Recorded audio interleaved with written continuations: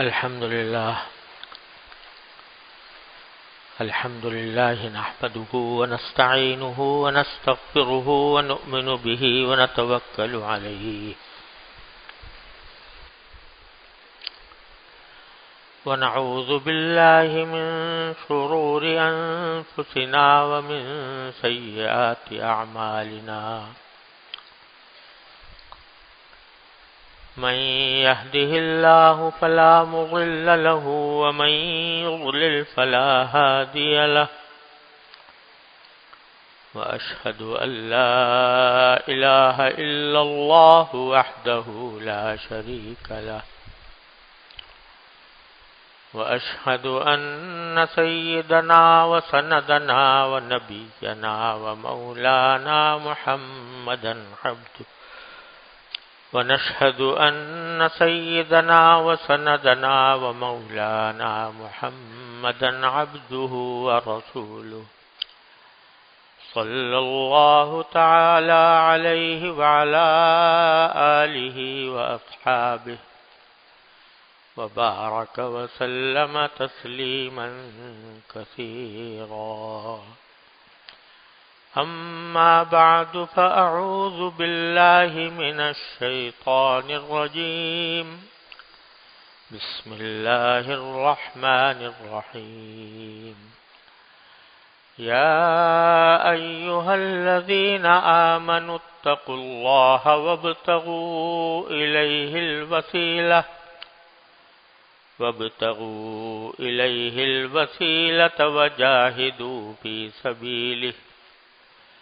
وجاهدوا في سبيله لعلكم تفلحون.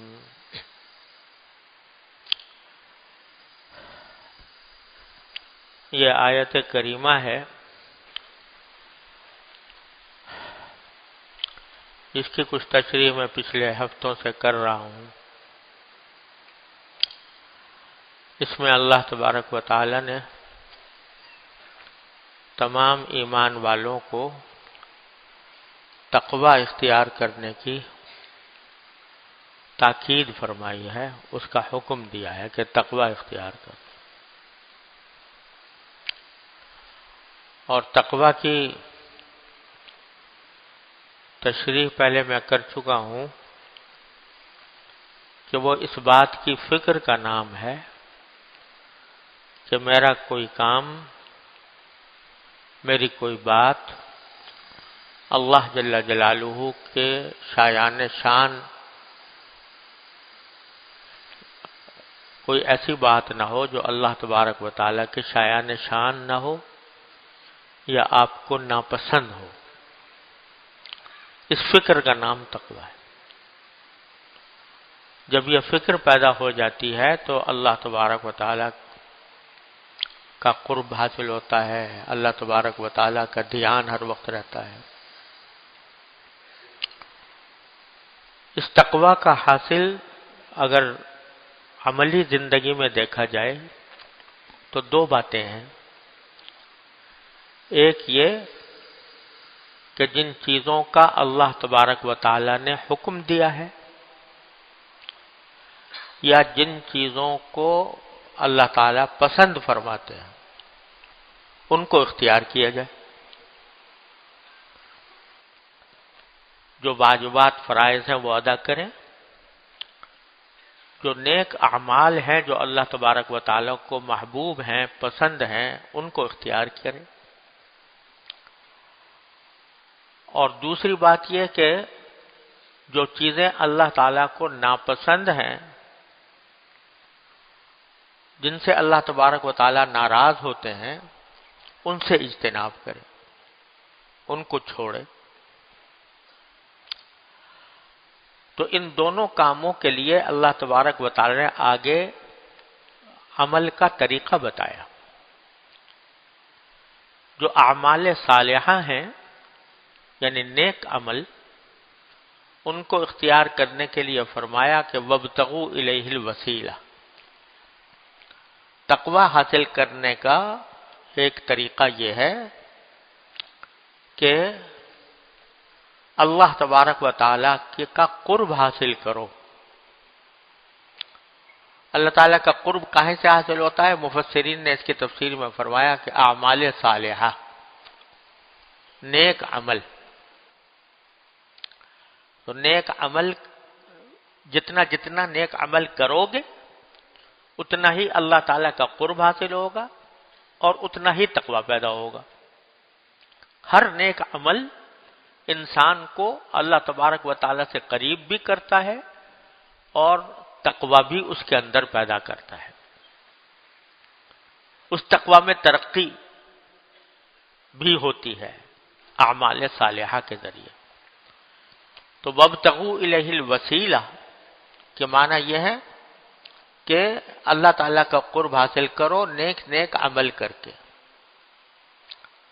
جیسے پچھلے ہفتے میں نے عرض کیا تھا کہ چھوٹا سا بھی نیک عمل ہو، بظاہر دیکھنے میں معمولی نظر آ رہا ہے، لیکن جو نیک عمل کر رہا ہوتا ہے اس سے اللہ تبارک و تعالیٰ کا قرب بڑھتا ہے.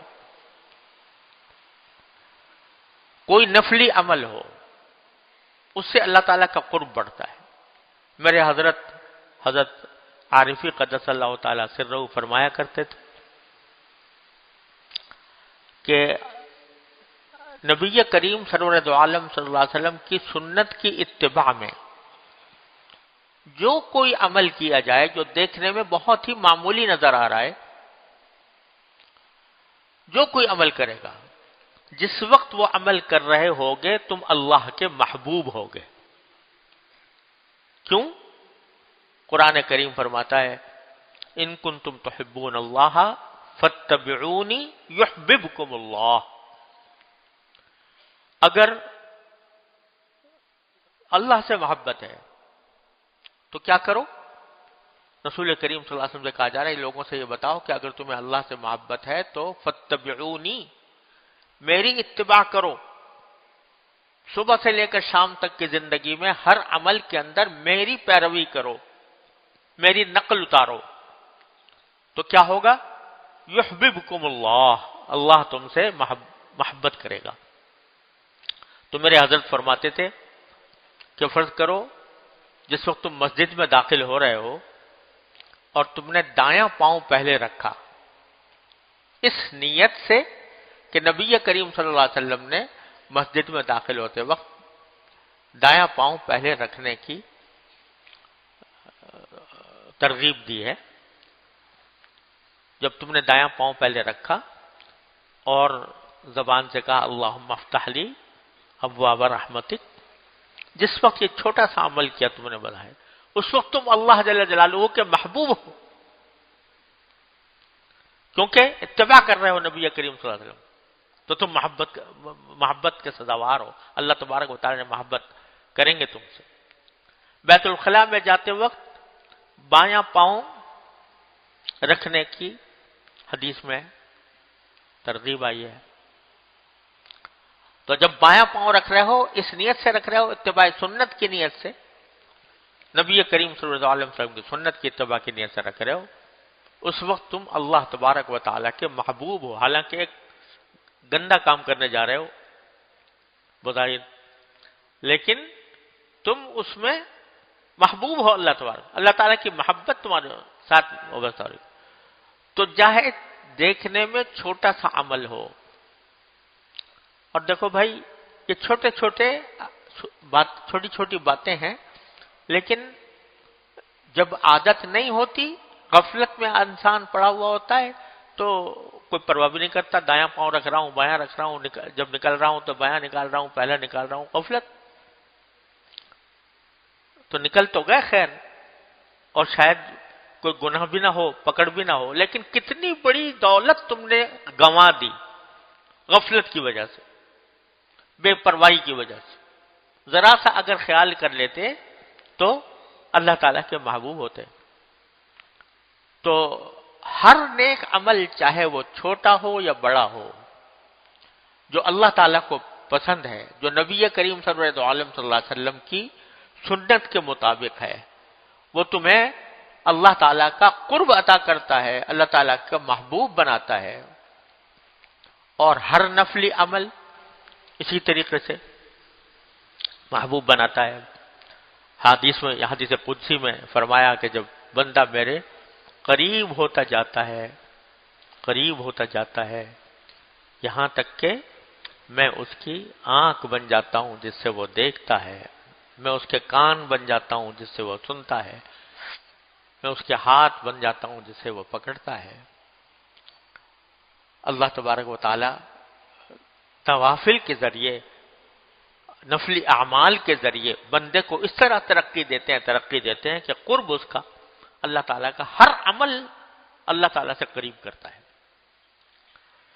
تو وابتغوا الیہ الوسیلہ، اللہ تعالیٰ کی طرف پہنچنے کے لیے وسیلہ تلاش کرو ان اعمال کا، اعمال صالحہ کا۔ تو تقوی حاصل کرنے کا پہلا طریقہ اللہ تعالیٰ کو راضی کرنے والے اعمال کی طرف پیش قدمی ہے۔ روز جائزہ لو، اسوہ رسول اکرم صلی اللہ علیہ وسلم، نبی کریم صلی اللہ علیہ وسلم کی سنتوں کی اس میں تفصیل ہے، اور بھی چھوٹی کتابیں بھی ہیں جن میں نبی کریم صلی اللہ علیہ وسلم کی سنتیں مذکور ہیں۔ ان سب کا پڑھ کر جائزہ لو، کون سی سنت پہ عمل کر رہا ہوں، کون سی سنت پر عمل نہیں کر رہا، جس پہ نہیں کر رہا ہے وہ کرنا شروع کر، قرب حاصل ہوگا، اور جتنا قرب حاصل ہوگا تقویٰ ہوگا اللہ تبارک و تعالیٰ۔ تو تقویٰ کا جو پہلا حصہ ہے، یعنی اللہ تبارک و تعالیٰ کو راضی کرنے والے، اللہ تعالیٰ کو جو اعمال پسند ہیں ان کو اختیار کرنا، اس کے لیے فرمایا وابتغوا الیہ الوسیلہ، نیک اعمال کر کے اللہ تعالیٰ سے قرب تلاش کرو۔ اچھا، لفظ تلاش کرنے کا ہے، تلاش کرو اللہ تعالیٰ کے پاس کی طرف جانے کے لیے وسیلہ تلاش کرو۔ تلاش کرنے میں خود یہ بات پنہاں ہے کہ ایک دم سے آخری منزل تک نہیں پہنچو گے، جتنا تھوڑا تھوڑا بڑھتے جاؤ گے تو تمہاری وہ تلاش جو ہے کامیاب ہوتی جائے گی، یہاں تک کہ ایک مرحلہ ایسا آئے گا کہ وہ مرحلہ آ جائے گا کہ میں تمہاری آنکھ بن جاؤں گا، جس سے تم دیکھو گے، میرے کان بن جاؤں گا۔ جیسے میں نے اپنے حضرت شیخ حضرت عارفی قدس اللہ تعالیٰ سے رحمۃ اللہ علیہ سے سنا کہ وہ اپنے شیخ حضرت حکیم الامت مولانا اشرف علی صاحب تھانوی رحمۃ اللہ علیہ سے نقل کرتے تھے کہ وہ فرماتے تھے کہ اب تو کچھ ایسا محسوس ہوتا ہے کہ کسی وقت اپنے خاص افراد سے فرمایا، ہر ایک آدمی سے تو کہنے کی بات نہیں تھی، جو خاص مخصوص حضرت کے متوسلین تھے تو حضرت جیسے تھے ان سے ہی فرمایا ہوگا، تو ان سے فرمایا کہ اب تو یوں لگتا ہے، ایسا لگتا ہے کہ اللہ تعالیٰ فرما رہے ہیں یہ کر لو، یعنی جو صبح سے لے کے شام تک کے جو کام ہے، ایسا لگتا ہے اللہ تبارک و تعالیٰ کی طرف سے کہا جا رہا ہے کہ اب یہ کھانا کھا لو، اب ہاتھ دھو لو، اب فلاں سے مل لو، وہ فلاں جگہ بیٹھ جاؤ۔ ایسا لگتا ہے جیسے اللہ تبارک و تعالیٰ فرما رہے ہیں۔ وہ کیا کیفیت تھی؟ وہی کہ میں ان کے آنکھ بن جاتا ہوں جس سے وہ دیکھتا ہے، میں اس کے کان بن جاتا ہوں جس سے وہ سنتا ہے۔ تو ہر وقت مجھے ایسا محسوس ہوتا ہے کہ اللہ تعالیٰ کی طرف سے ہی ہے۔ کبھی حضرت والا کی عادت نہیں تھی اپنی اندرونی کیفیات کو لوگوں کے سامنے بیان کرنے کی، لیکن اپنے متوسلین کو سبق دینے کے لیے کہ یہ جو کہا گیا ہے نا حدیث میں کہ میں تمہارے آنکھ بن جاتا ہوں جس سے تم دیکھتے ہو، میں کان بن جاؤں گا جس سے سنتے ہو، تو یہ کیفیت ایسا نہیں کہ کوئی بہت نادر الوقوع چیز ہو، بلکہ یہ الحمدللہ مشاہدہ ہو رہا ہے۔ حضرت حاکم الامت میں خود مشاہدہ کرتا ہوں کہ یہ صورتحال پیدا ہو گئی۔ جو کام کرو اللہ تبارک و تعالیٰ کی رضا کے لیے کرو، جو کام کرو اللہ تعالیٰ کی خوشنودی حاصل کرنے کے لیے کرو، اس نیت سے کرو کہ یہ عمل مجھے اللہ تعالیٰ کے قریب کرے گا۔ دیکھو ہمارے حضرت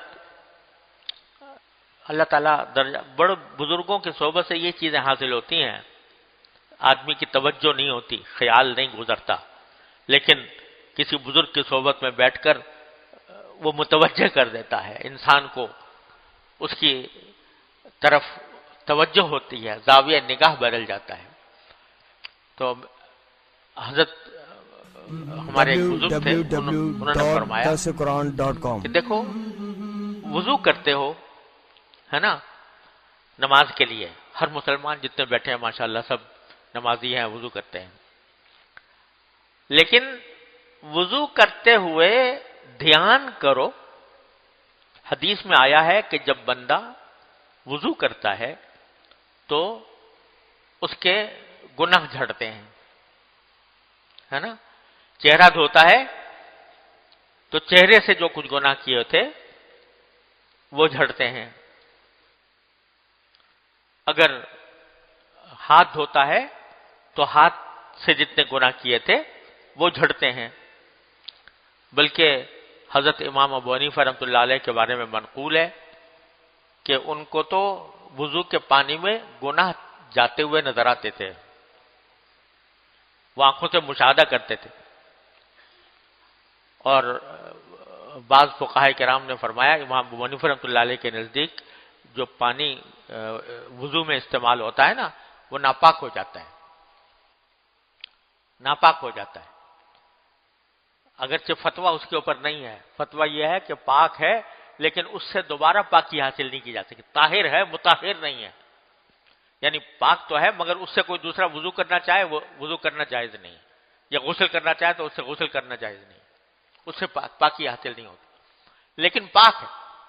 امام ابو حنیفہ کہتے ہیں ناپاک ہے، تو علامہ عبد الوہاب شعرانی رحمۃ اللہ علیہ نے لکھا ہے کہ انہوں نے یہ بات جو فرمائی وہ اس وجہ سے کہ ان کو اللہ تعالی حالت کشف میں دکھا دیتے تھے کہ پانی میں فلاں گناہ جا رہا ہے، فلاں گناہ جا رہا ہے، کسی آدمی نے وضو کیا اس کا پانی بہ رہا ہے، اس میں گناہ جاتا ہوا نظر آتا تھا، کس عالم مثال میں نظر آتا تھا اللہ تعالی بہتر جانتے ہیں۔ جب اللہ تبارک و تعالی اپنے کسی بندے کو ایک نور ایمان عطا فرماتے ہیں اور نور بصیرت عطا فرماتے ہیں تو اس کی آنکھیں وہ چیزیں دیکھتی ہیں جو ہم نہیں دیکھ سکتے، تو ان کو وہ نظر آتا تھا۔ تو حدیث میں آیا ہے کہ گناہ جھڑتے ہیں، اور جس کے فرض کرو اگر گناہ نہیں ہے تو درجے بلند ہوتے ہیں، تو جب وضو کر رہے ہو تو تصور کرو کہ میں منہ دھو رہا ہوں تو منہ سے کیے ہوئے گناہ جا رہے ہیں، جھڑ رہے ہیں، ہاتھ دھوئے ہو تو تصور کرو کہ ہاتھ سے کیے ہوئے گناہ جھڑ رہے ہیں، جب جو ہے پاؤں دھو تو پاؤں کے گناہ جھڑ رہے ہیں، یہ تصور کر کے جب وضو کرو گے تو اس کا لطف ہی کچھ اور ہے، اس وضو کے اندر ایک لطف حاصل ہوگا، اور لطف آنے کے ساتھ ساتھ اللہ تعالیٰ کے قرب میں اضافہ ہوگا۔ تو نیک اعمال کو اس نیت سے کرو کہ میں اس کے ذریعے اللہ تبارک و تعالیٰ کا قرب حاصل کر رہا ہوں، اس کے ذریعے مجھے اللہ تعالیٰ کا قرب حاصل ہو رہا ہے، میں اس کو وسیلہ بنا رہا ہوں اللہ تعالیٰ تک پہنچنے کا۔ ہر نیک عمل کو اس نیت سے کرتے چلے جاؤ۔ ہر وقت دل و دماغ کے اوپر الٹی سیدھی باتیں مسلط رہتی ہیں، کبھی کچھ خیال آ رہا ہے، کبھی کچھ خیال آ رہا ہے، کبھی کہیں دماغ پھر رہا ہے، کبھی کہیں پھر رہا ہے، اور حاصل اس کا کچھ بھی نہیں، فائدہ اس کا کچھ بھی نہیں۔ لیکن اگر تم اس اپنے دماغ کو، اپنے دل کو، اپنے خیالات کو، اپنی فکر کو، اپنی سوچ کو اس طرف متوجہ کرو، جو عمل کر رہا ہوں اس عمل سے میں اللہ تعالیٰ کے قریب ہو رہا ہوں۔ نماز کے لیے جا رہے ہو، حدیث میں آتا ہے کہ ہر قدم پر اللہ تبارک و تعالیٰ ایک گناہ معاف فرماتے ہیں، ایک درجہ بلند فرماتے ہیں مسجد کو جاتے ہوئے۔ تو جب قدم اٹھا رہے ہو مسجد کی طرف جاتے ہوئے تو دھیان سے اٹھاؤ، یہ قدم مجھے اللہ تعالیٰ کے قریب لے جا رہا ہے، اللہ تعالیٰ کا قرب مجھے حاصل ہو رہا ہے۔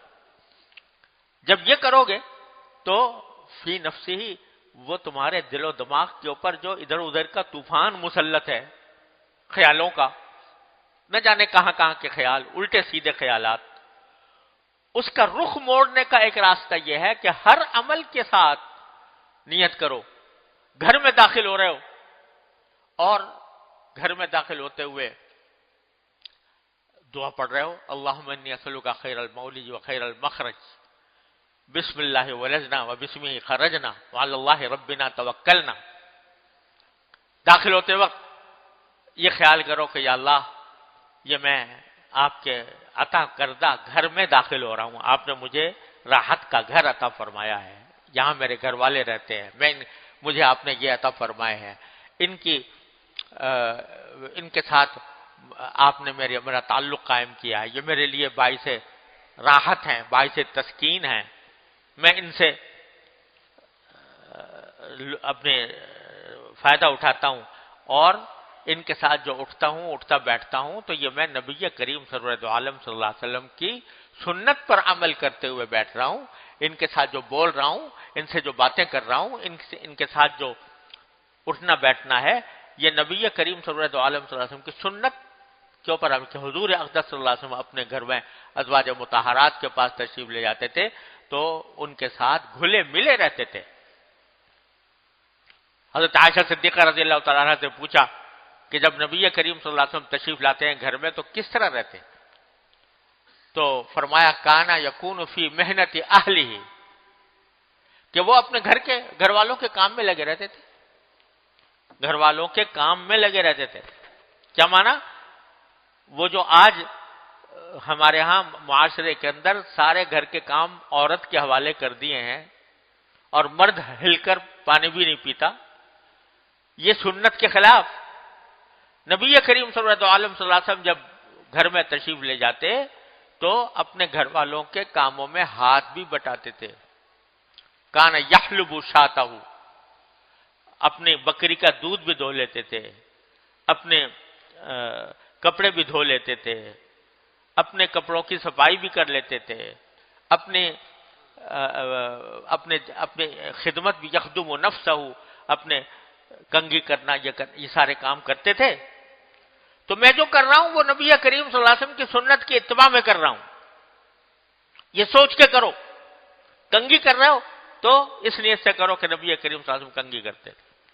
اگر گھر والوں کے ساتھ کام میں ہاتھ بٹا رہے ہو تو اس نیت سے کرو کہ نبی کریم صلی اللہ علیہ وسلم کی سنت یہ تھی، آپ اس طریقے سے عمل فرمایا کرتے تھے. اور جب میں اس نیت سے کر رہا ہوں گا تو یحببکم اللہ، اللہ تبارک و تعالی تم سے محبت کرے گا، اللہ تعالیٰ محبت کرے گا، اللہ تعالیٰ کے محبوب بن جاؤ گے. اس وقت محبوب بنو گے تو قرب نہیں حاصل ہوگا. تو ہر عمل صالح، ہر نیک عمل جو کر رہے ہو، چھوٹا بڑا، اس میں ذرا دھیان کر لیا کرو، خیال کر لیا کرو. تو دیکھو اس کے نتیجے میں اللہ تبارک و تعالیٰ کا کیسا قرب حاصل ہوتا ہے. بزرگوں کی صحبت سے یہی چیز حاصل ہوتی ہے. میرے حضرت والا قدس اللہ تعالیٰ سرہ، حضرت عارفی قدس اللہ تعالیٰ سرہ، ایک مرتبہ ایک کھانے پر تشریف فرما تھے، ہم بھی ساتھ موجود تھے کھانے کے وقت. ہم جیسے غافل بیٹھے ہیں، بس کھانا ہے، دعوت ہے اور اچھا کھانا ہے، لذیذ کھانا ہے، بلانے والے نے بلایا ہے، بس کھاؤ، بسم اللہ کر کے کھانا شروع کر دیا. حضرت نے فرمایا کہ ذرا کھانا بھی کھاتے رہو اور کچھ باتیں بھی سوچو. یہ بات سوچو کہ اس وقت اللہ تبارک و تعالیٰ کی کتنی ساری نعمتیں جمع ہیں، کتنی ساری نعمتیں جمع ہیں. پہلے فرمایا کہ یہ جو کھانا موجود ہے یہ بذات خود ایک نعمت ہے، کھانا ہونا بذات خود ایک نعمت ہے. لیکن کھانا ہوتا، لذیذ نہ ہوتا، مزیدار نہ ہوتا تو کھانا تو پھر بھی کھا لیا جاتا. بھوک لگ رہی ہے، بھوک کو مٹانے کے لیے کھانا کھانا ہی ہے، کھانا تو کھانا تھا. لیکن لذیذ نہیں تھا تو زبردستی کھا لیتے، اپنی بھوک مٹا دیتے کسی طرح زبردستی کر کے. لیکن کھانا ہے اور لذیذ ہے. لذیذ ہونا دوسری نعمت اللہ تبارک و تعالیٰ کی، لذیذ ہے، لذت سے کھایا جا رہا ہے. لذت ہوتی، کھانا بھی ہوتا، لذیذ بھی ہوتا، کھلانے والا ذلیل کر کے کھلاتا،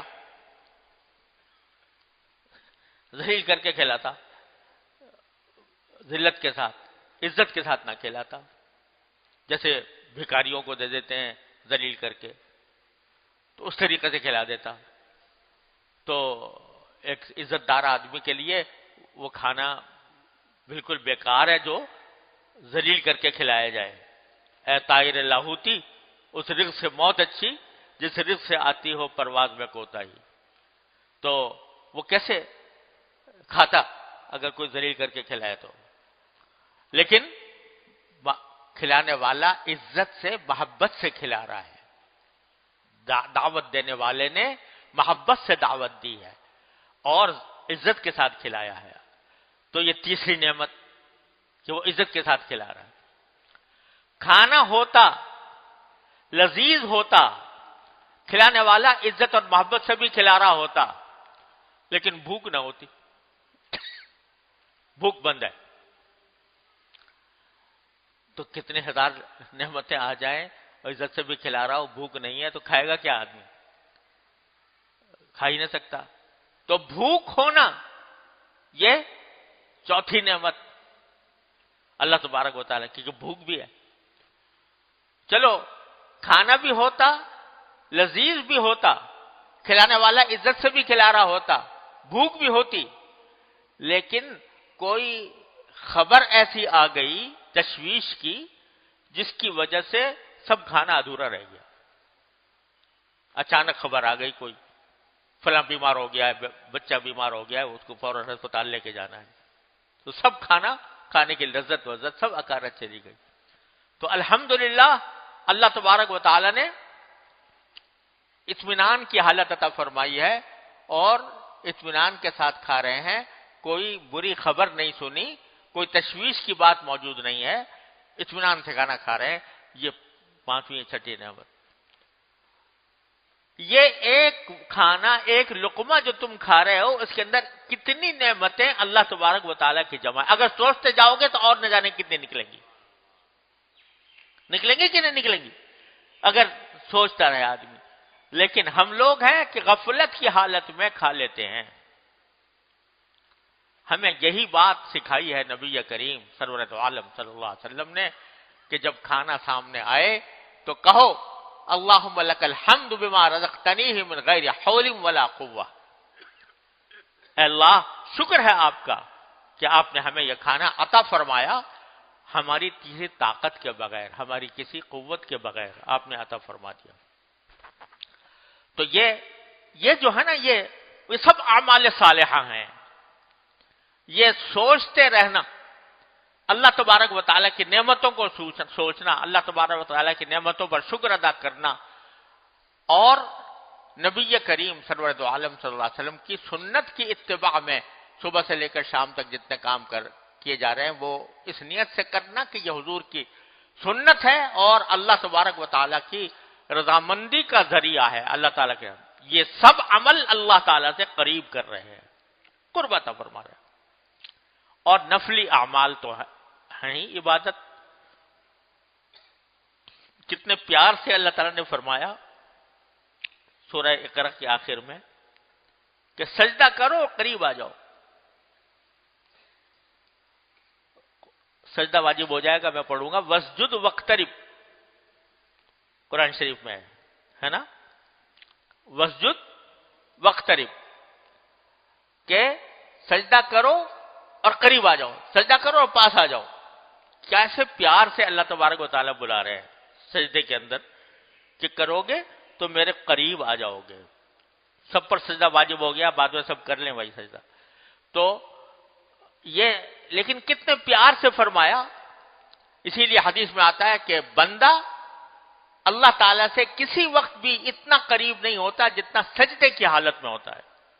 سب سے زیادہ قریب اللہ تعالیٰ سے سجدے کی حالت میں ہوتا ہے.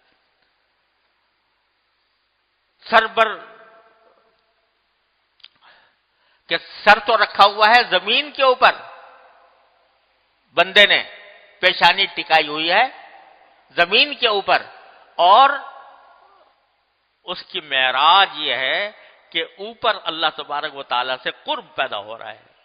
جتنا زمین پر سجدہ کرے گا، پیشانی ٹیکے گا، اتنا ہی اللہ تبارک و تعالیٰ کے قریب ہوگا. تو ہر عمل صالح، ہر نیک عمل، چاہے چھوٹا ہو چاہے بڑا ہو، چاہے عبادت کا ہو چاہے دن رات کی عادات کا ہو، اتباع سنت کی نیت سے جب کیا جا رہا ہے تو وہ اللہ تبارک و تعالیٰ کے قریب کرے. وابتغوا الیہ الوسیلہ، یہ سب وسیلے ہیں اللہ تعالیٰ تک پہنچنے کے. تو پہلا طریقہ تو یہ بتایا تقوی حاصل کرنے کا کہ وابتغوا الیہ الوسیلہ، نیک عمل زیادہ سے زیادہ کرو، زیادہ سے زیادہ. ہر راستے میں کوئی کانٹا پڑا ہوا ہے ہٹا دو، کیا پتہ اسی سے مغفرت ہو جائے تمہاری. کسی سے ملاقات کر رہے ہو تو ہنستے ہوئے چہرے کے ساتھ ملاقات کر لو. وَلَوْ أَن تَلْقَىٰ أَخَاكَ بِوَجْهٍ طَلْقٍ، کسی مسلمان بھائی سے خندہ پیشانی کے ساتھ مل لینا، اس نیت سے کہ نبی کریم صلی اللہ علیہ وسلم خندہ پیشانی کے ساتھ ملتے تھے. یہ تمہیں قریب کر رہا ہے اللہ تعالیٰ سے. تو ہر عمل صالح، ہر نیک عمل چھوٹا ہو یا بڑا، وہ اللہ تبارک و تعالیٰ کے قریب کر رہا ہے. اور ماشاءاللہ یہاں پر تو زیادہ تر افراد ایسے موجود ہیں جو ماشاءاللہ قرآن و حدیث کے احکام پڑھے ہوئے ہیں، تو اس میں جس عمل کی جو فضیلت آئی ہے اس فضیلت کی طرف دھیان کرے کہ یہ فضیلت مجھے حاصل ہو رہی ہے، فلاں عمل سے یہ فضیلت حاصل ہو رہی ہے، فلاں عمل سے یہ فضیلت حاصل ہو رہی ہے. تو اللہ تبارک و تعالیٰ اس کام کے اندر بھی برکت بھی عطا فرمائیں گے اور اپنے قرب میں مزید اضافہ فرمائیں گے.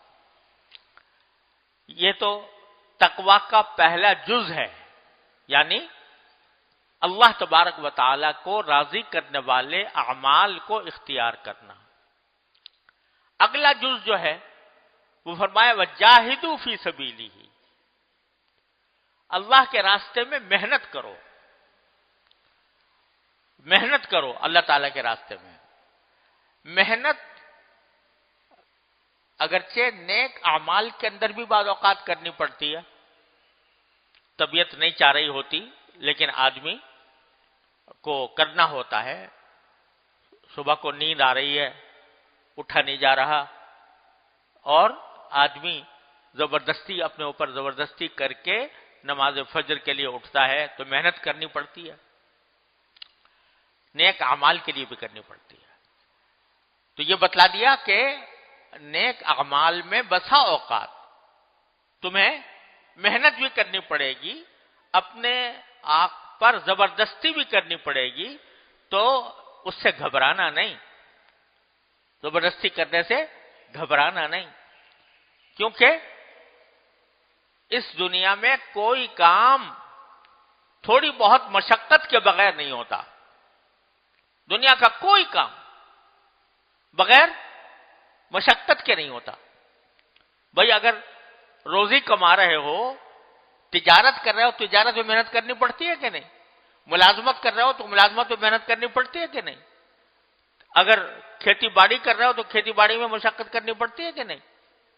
اپنی آرام کو چھوڑنا پڑتا ہے، اپنی محنت اٹھانی پڑتی ہے. کچھ نہ کچھ محنت اٹھاؤ گے تب جا کے تمہیں وہ کام نصیب ہوگا. تو نیک کاموں کے لیے بھی محنت کرنی پڑے گی، تو گھبرانا نہیں اس سے، بلکہ وہ محنت اختیار کرو لعلکم تفلحون، تاکہ تمہیں فلاح حاصل ہو. تجارت کی جو محنت کر رہے ہو کس لیے کر رہے ہو؟ تاکہ دنیا کی فلاح حاصل ہو جائے، دنیا کی پیسے حاصل ہو جائیں. لیکن جب اللہ تبارک و تعالیٰ کے لیے، رضا کے لیے اعمال صالحہ کرنے کی محنت کرو گے تو دنیا اور آخرت دونوں کی فلاح حاصل ہوگی. تو محنت تو کرنی ہوگی، تھوڑی بہت مشقت اٹھانی پڑے گی، لیکن مشقت اٹھانے کے لیے اپنی زبردستی اپنے اوپر کرنی ہوگی، زبردستی کرنی ہوگی اعمال صالحہ کرنے کے لیے بھی، اور پھر آگے گناہوں سے بچنے کے لیے. پہلے اعمال صالحہ کی زبردستی کو ذرا سمجھ لے کہ اعمال صالحہ کے اوپر بھی آدمی کو زبردستی کرنی پڑتی ہے۔ اب ہوتا یہ ہے کہ الحمدللہ یہاں سب حضرات وہ بیٹھے ہیں، اکثر کیا سبھی ماشاءاللہ، کہ 5 وقتہ نمازوں کے عادی ہیں، نمازوں میں جاتے ہیں۔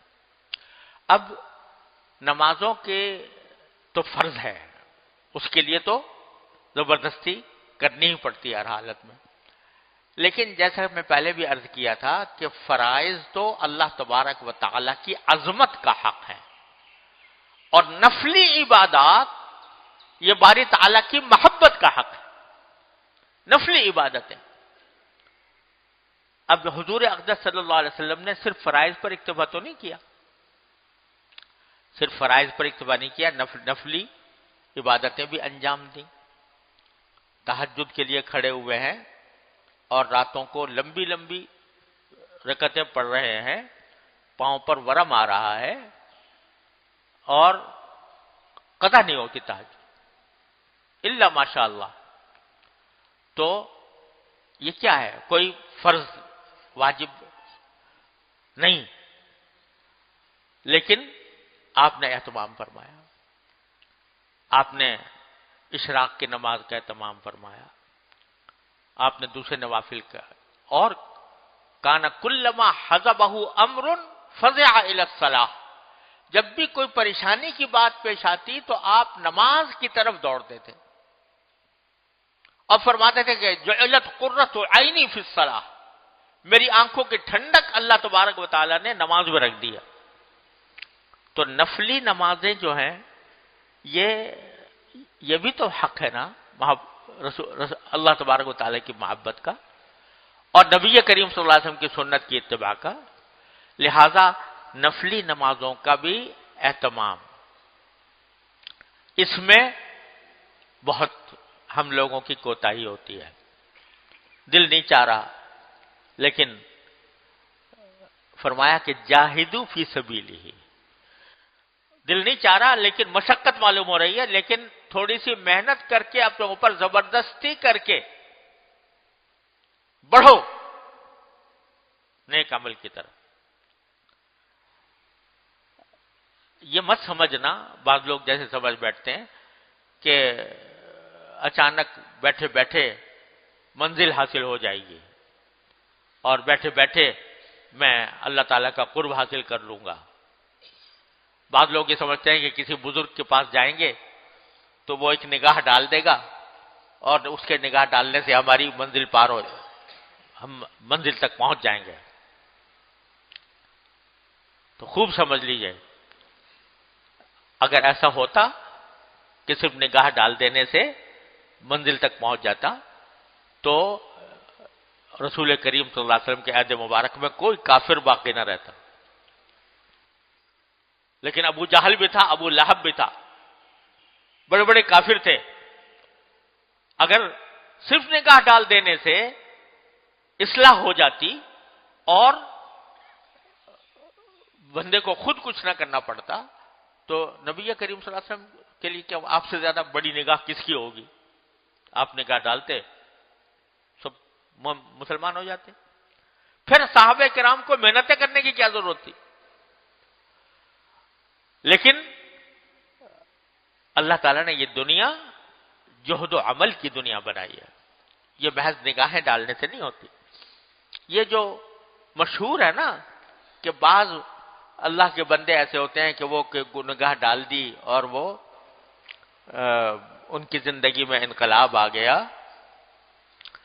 تو خوب سمجھ لیجیے، اس کی بھی حقیقت سمجھ لیجیے۔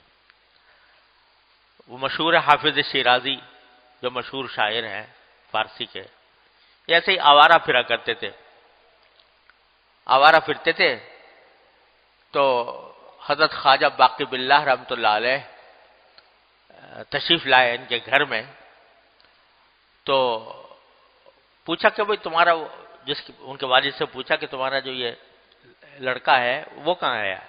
حافظ شیرازی کے بارے میں پوچھا کہ جی وہ تو ایسا ہی کچھ پھرتا رہتا ہے آوارہ، پتہ نہیں کہاں کہاں پھرتا رہتا ہے، کہاں بلاؤ تو اس کو۔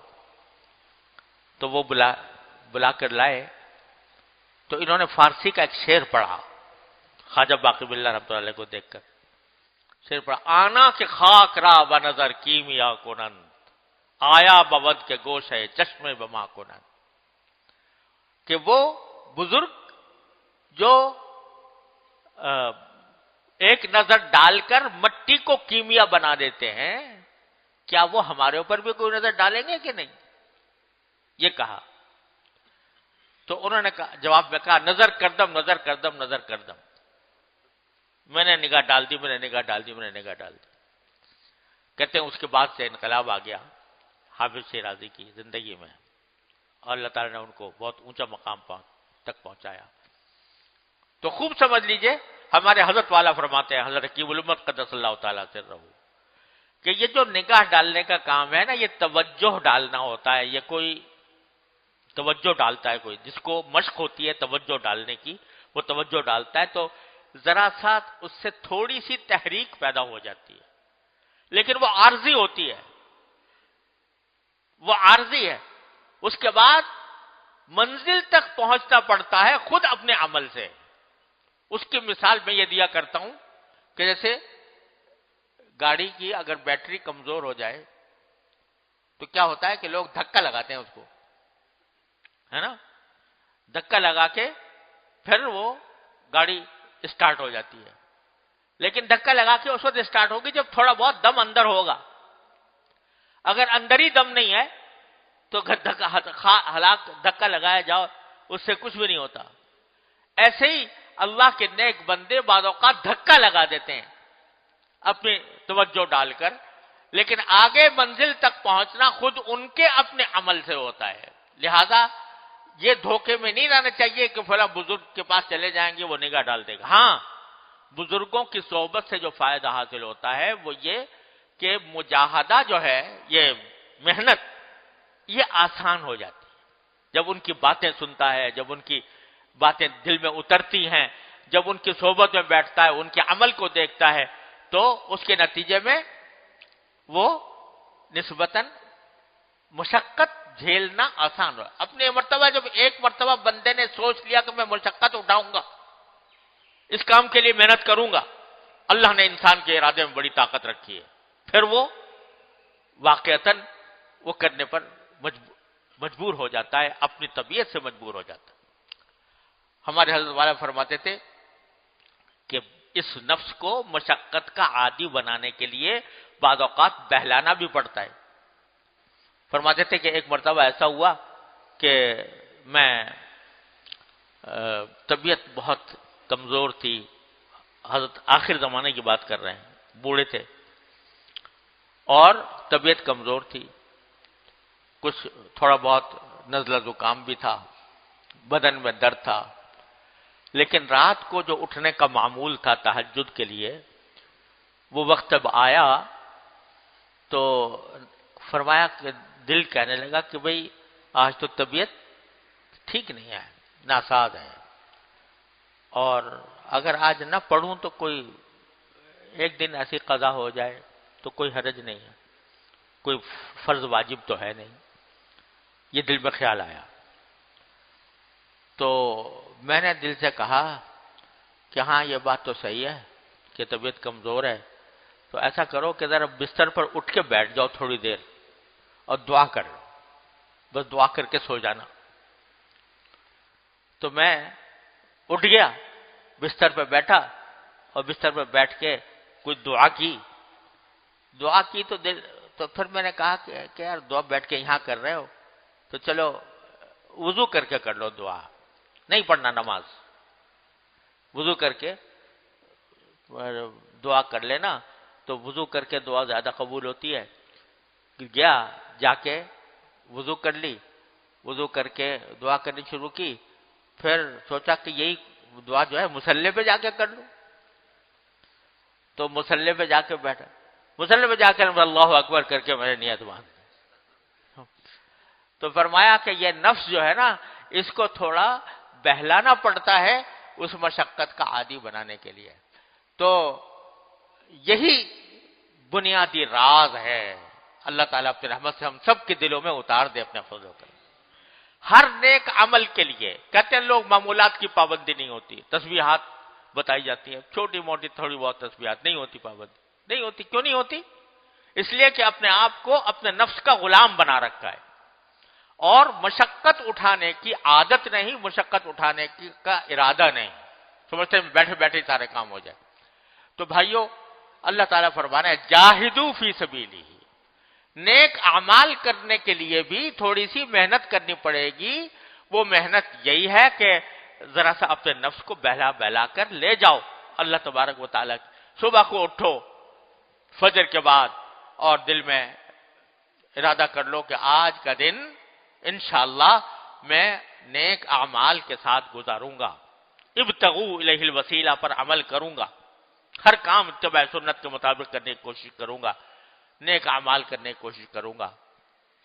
میری ایک کتاب ہے آسان نیکیاں، وہ اس میں نے لکھ دی ہے کہ چھوٹی چھوٹی اعمال جن سے ہیں چھوٹے سے لیکن فضیلت بہت ہے. تو اس کو ایک مرتبہ پڑھ کے اس کے حساب سے ساری زندگی سارا دن گزاروں گا. اور جب وقت آئے تو تھوڑی سی مشقت اٹھا کر اپنے آپ کو اس کا عادی بنانے کی کوشش کر کے گزار لیں. انشاءاللہ اللہ تبارک و تعالیٰ رفتہ رفتہ رفتہ رفتہ اللہ تبارک و تعالیٰ اپنا قرب عطا فرمائیں گے اور ایسا عطا فرمائیں گے انشاءاللہ کہ پھر بعد نہیں ہوگا.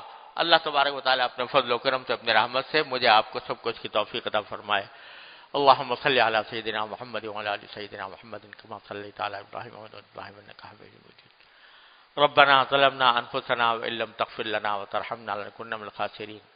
ربنا آتنا فی الدنیا حسنہ وفی الآخرۃ حسنہ وقنا عذاب النار.